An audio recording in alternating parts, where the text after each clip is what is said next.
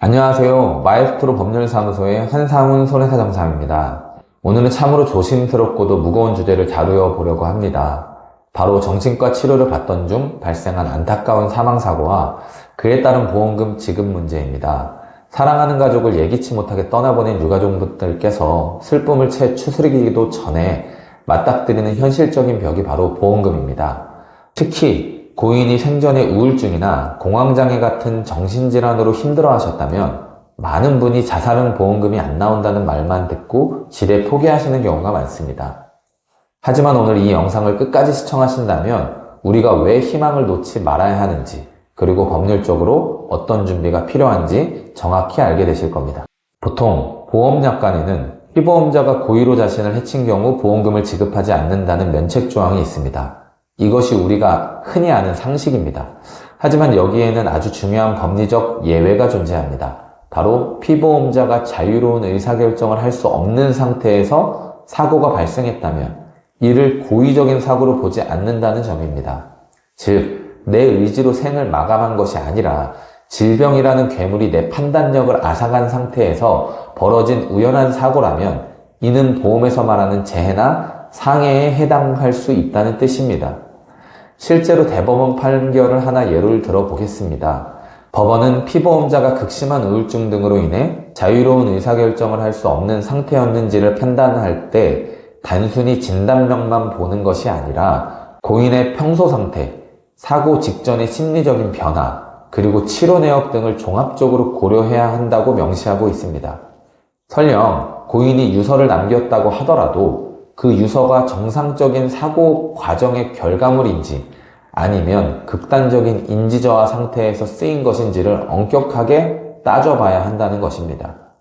그렇다면 보험금 청구를 위해서 우리가 무엇을 준비해야 할까요? 가장 핵심적인 것은 고인의 질병의 깊이를 증명하는 자료입니다. 우선 고인이 생전에 다니셨던 정신건강의학과의 전체 의무기록지가 필요합니다.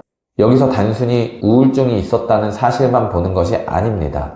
의사선생님과 나눈 상담 내용 중에서 환청이 들린다, 내 생각이 조절되지 않는다, 충동을 억제하기 힘들다와 같은 기록들이 있는지를 면밀히 살펴봐야 합니다. 또한 약물 처방 내역도 매우 중요한 단서가 됩니다. 사고 직전에 약의 용량이 갑자기 늘어났거나 강력한 항정신병 약물이 추가되었다면 이는 고인의 상태가 급격히 악화되었다는 의학적 근거가 됩니다. 건강보험공단의 요양급여 내역서를 통해 과거 5년에서 10년치의 기록을 분석하여 고인이 이 질병을 고치기 위해 얼마나 처절하게 노력했는지, 그리고 그럼에도 불구하고 질병이 어떻게 고인의 삶을 잠식해 나갔는지를 증명해내야 합니다. 하지만 일반적인 유가족분들은 보험사를 상대로 이러한 복잡한 법리와 의학적 근거를 주장하기란 결코 쉽지 않습니다. 보험사는 거대 자본과 전문 인력을 갖춘 조직입니다. 그들은 유서가 있었다는 이유로 혹은 사고 방법이 치밀했다는 이유로 고의성을 강조하며 지급을 거절하곤 합니다.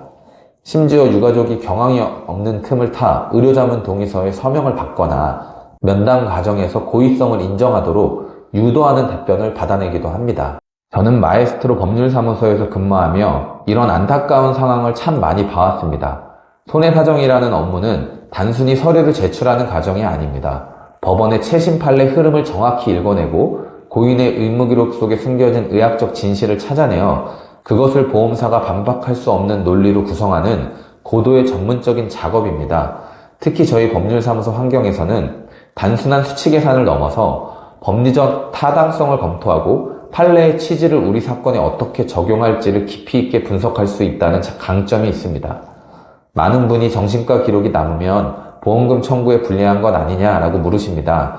하지만 현실은 정반대입니다. 고인이 아팠다는 기록, 즉 치료에 전념했다는 기록은 역설적으로 고인의 행동이 본인의 자유로운 의사가 아닌 질병에 의한 결과였음을 증명하는 가장 강력한 무기가 됩니다. 정신질환은 결코 숨겨야 할 부끄러운 일이 아닙니다. 그것은 암이나 심장병처럼 치료가 필요한 중한 질병일 뿐입니다. 영상을 시청하고 계신 유가족 여러분, 사랑하는 이를 잃은 슬픔 속에 자책하며 시간을 보내지 마셨으면 합니다. 고인이 남긴 마지막 권리를 찾는 일은 그분이 생전에 겪었던 고통이 개인의 의지 문제가 아닌 질병 때문이었음을 사회적으로 인정받는 과정이기도 합니다. 저희 마에스트로 법률사무소는 여러분의 아픔을 충분히 이해하고 있습니다. 만약 보험사로부터 부지급 통보를 받으셨거나 청구를 앞두고 어떻게 시작해야 할지 막막하시다면 주저하지 마시고 상담을 받아보시기를 권유드립니다. 정확한 기록 분석과 객관적인 근거 제시만이 여러분의 정당한 권리를 지킬 수 있는 유일한 길입니다. 오늘 준비한 내용은 여기까지입니다. 이 영상이 누군가에게는 작은 희망의 불씨가 되었기를 바랍니다. 저는 앞으로도 여러분이 보험금 분쟁에서 억울한 일을 당하지 않도록 현장의 생생한 정보와 정확한 지식을 전해드리도록 하겠습니다. 감사합니다.